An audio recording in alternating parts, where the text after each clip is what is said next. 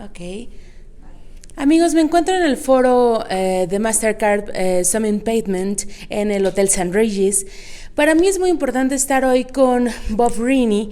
Él se encarga de la identidad de Mastercard y quiero tener una plática sobre todo con él sobre la identidad, esta gran palabra que significa mucho, pero a la vez pues tiene un reto tremendamente grande para todos en México. Thank you so much for the interview, Bob. Thank you.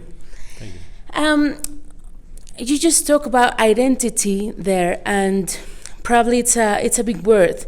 We are listening so much about biometrics and the two-factor authentication, but it's quite easy, as I asked you before, that we could make the two-factor authentication easy to get, because if you make an intervention on the phone, you probably will reach the SMS or whatever happens on the phone. And recently my phone number was stolen by a company, so I am living in flesh that thing. So how do you think that identity will be in the future? I mean, how do the people can actually say they are their name, their properties, apart from biometrics, apart what they know or what they have like a net key? What is going to be?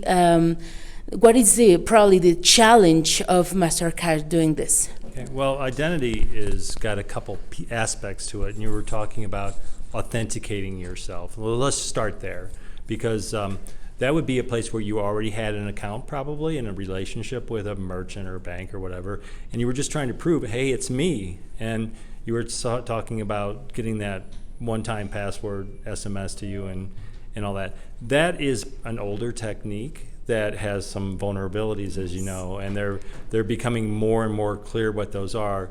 And it is a bit of an arms race, so to speak, in the sense that if you have a technique like that that's been around for a while, chances are some of the bad guys have maybe figured out how to compromise it. So we have to move on. We have to use technology to give us new tools that are harder and harder to break. A couple of them are biometrics, and knowing your biometric and your phone together and having that biometric stored safely on your phone, where it's not up in the cloud, it's not at somebody's database. That's really important. So that's one thing I think you'll see quickly, is biometrics will become more pervasive and more ubiquitous than one-time passwords, because and also there's just so many vulnerabilities there.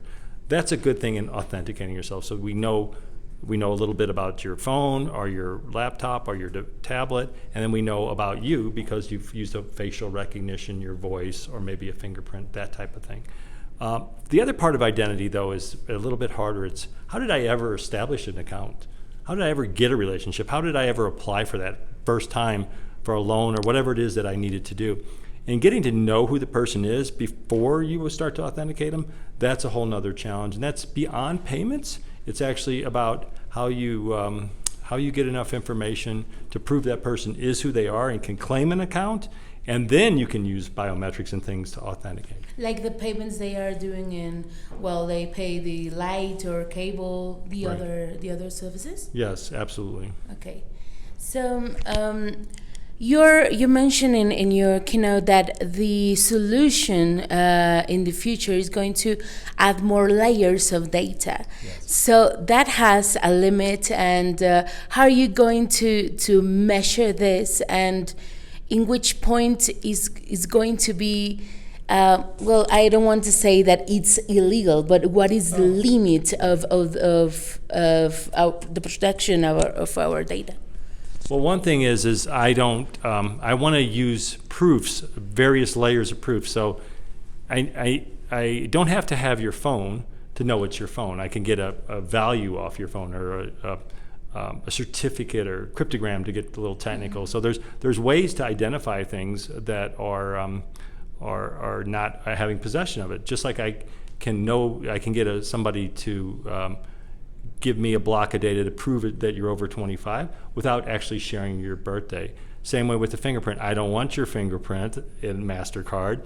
I just want the phone to tell me, yes, I was able to match the fingerprint. So this thing about layers of data is actually about layers of proof. and less about grabbing up a bunch of consumer data and storing it somewhere centrally. We don't like that. We don't do that. We definitely want to get the layers of proof that add up to evidence to say this is truly you. If we do it right and we don't start centralizing a bunch of data and getting consumers stuff, we can add a lot of layers. And then you can use things like machine learning, which will help me analyze it and make sure that it is truly you. And these kind of tools are much better privacy by design, and they're safer at the same time. And what you mentioned that in this processes you are protecting the birthday and all this, Personally identified. They don't sound like millennial probably, because millennials are used to share their data, whatever they are. So how do you think, well, the way that MasterCard is developing the way you handle your phone or these AI developments, do you think that that will be more secure than the data they are asking when you are on the phone? And they always ask the same, like your direction, and my mom always pretend to be me when I have some problem. But probably in some way that's going to change, right? You ask a couple questions there. First of all, millennials and sharing data, and I agree with you. We share too much data because we want convenience, right? But that's our key there. There's a really important piece of information. We want convenience. So if I could give a millennial what they wanted without asking them to share data, they would go that way. I'm telling you, convenience always wins. I've been at this for a long time. I did a study in the US saying, consumer research, would you give your biometric information? And they said, no, absolutely not. It's a criminal thing when you give your fingerprint. Well, then they had the iPhone about a year after I did that survey. Yes. And people waited in line overnight, camped out to go buy an iPhone so they could use their fingerprint, right? So convenience wins. So my learning there is, don't make the millennials share the data, just make it easy for them. So that was one of the questions you asked. I think the other question was about the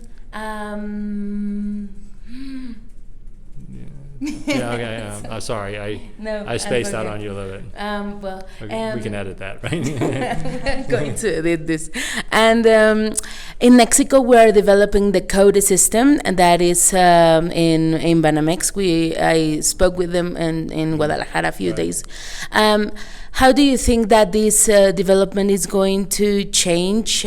Because as you just mentioned, technology is going in the convenient way, and you are going in the opposite way, probably. Do you think that? Not only in the development of the products, like in the the electronic bank, but in terms of security.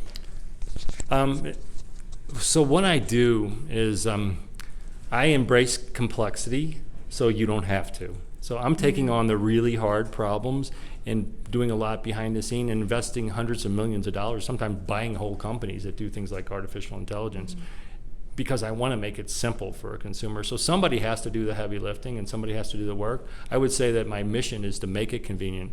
I've done things, in my career that are safe, that aren't convenient, and you might as well not do it, because people won't do those kind of things.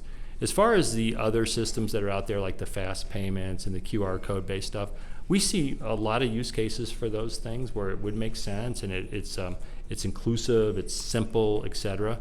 It's not going to fix your connected speaker in your house or your connected car or when you're on your laptop. So there's all kinds of reasons why we need these layers of security. But those are good, we support those things. We actually do some of that work ourselves, so we're definitely in line. So to finish this interview, you mentioned that probably elder people is going to have more problems with the inclusion of this. I was going for my biometric card if I still have it. So what do you think that will be the best option for them, to include them, or what is going to be the future for them? Well, at MasterCard, we have to count for everybody. I mean, we're trying to make payments safe, and we're actually trying to go beyond that and make your digital life, your digital identity safe.